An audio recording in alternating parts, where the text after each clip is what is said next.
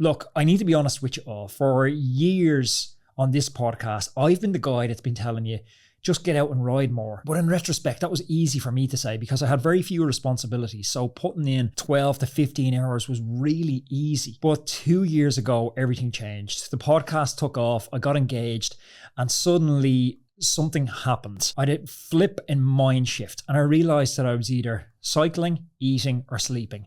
That was my entire existence. My fiance, Sarah, she never really complained, but I could see it. The weekend mornings, gone. Evening energy, cooked. I'd come home from a 4-hour ride and I'd just lie on the couch. I was like the living dead scrolling Instagram. So I made a choice. I went from 12 hours a week to 6 hours a week, just like that. And I told myself the same lies you're probably telling yourself right now. I'll just train a little bit smarter, quality over quantity. I've got 15 years of base in my legs. How much fitness could I actually lose? Well, let me tell you exactly what happened. 2 years ago, I was 75 kilograms and I could hold 400 watts for 20 minutes. It hurt. 20-minute efforts full gas do hurt, but I could do it. That's 5.33 watts per kilogram. That's proper Cat 1 race winning numbers. Last month, exact same test protocol, exact same climb, exact same time of the year, 370 watts. And here's the kicker. I'm now 80 kilograms on a good day. So we're looking at 4.63 watts per kilogram. That's not Cat 1 power anymore. That's strong Cat 2 at best. I lost 30 watts and I gained 5 kilograms. And before you ask, some of that is muscle from actually having time to go to the gym, but mostly it's what happens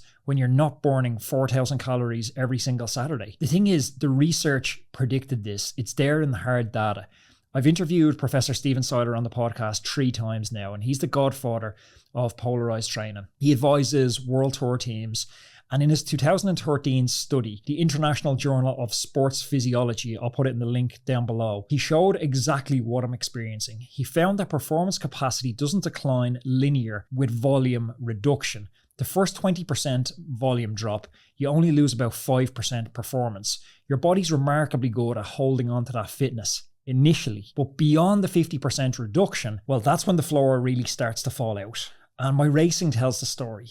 Back when I was putting in proper hours, top 10s were normal, multiple wins every season. Now, I don't really race that much anymore, but when I do, I barely roll a top 15, and I'd be calling that a great day out. The speed is still there, and I can bluff it for 20 minutes, but when the racing goes hard for an hour plus, I'm watching wheels right away from me like they're motorized. Take a second to let's address the elephant in the room, or should I say those extra 5 kilograms that I'm carrying on my frame now. When you're training 12 to 15 hours a week, staying at 75 kilograms, it's easy, trust me, it's natural even. You're burning so many calories, the eating becomes a chore. I used to set alarms on my phone to remind myself to eat. Now I eat like a normal human. I have dinner with my fiance and it doesn't involve me inhaling 1,500 calories while she tries to have a conversation with me. I can have a beer on a Friday night without trying to calculate how that's going to affect Saturday's interval session. But here's what the power to weight calculation doesn't show. The metabolic cost of maintaining racing weight all year round. Stellingwerf's 2012 research showed that athletes maintaining more than 5% below their natural body weight,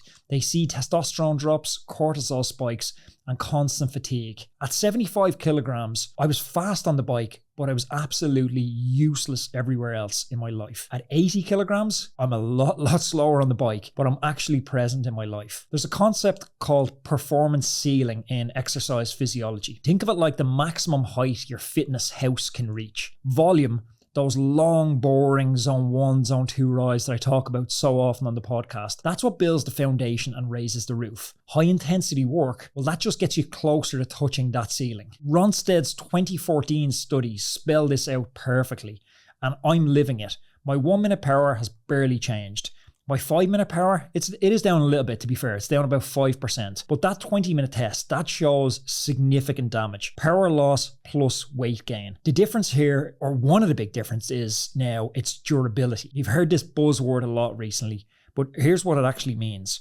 3 years ago, I could do 400 watts for 20 minutes and I could still have something left. Now, 370 watts empties the tank completely and I'm wrote off. I can hardly stand for an hour and I'm wrote off for the rest of the evening. Previously, I could still hit mid 390s after 4,000 kilojoules of energy expenditure. Now I can't hit 320 watts after 4,000 kilojoules expenditure. That's not a fitness problem, that's a ceiling problem. The training distribution change tells everything. I used to spend 9 hours a week just churning out zone 1, zone 2 base miles, the boring stuff that everybody wants to skip. Now I get maybe 2.5 to 3 hours of easy riding a week, and I'm still doing the same 3 hours of intensity, the same hard Tuesday intervals, the same hard Thursday threshold work. I'm doing the same hard work on half the foundation. Larson's 2010 Sports Medicine Review warned about this exact trap. It's like having a Formula 1 engine, tyres, the works, but you're sticking a Fiat Punto fuel tank inside it. You have all the power, you have all the technology, but it's going to run dry after 20 minutes.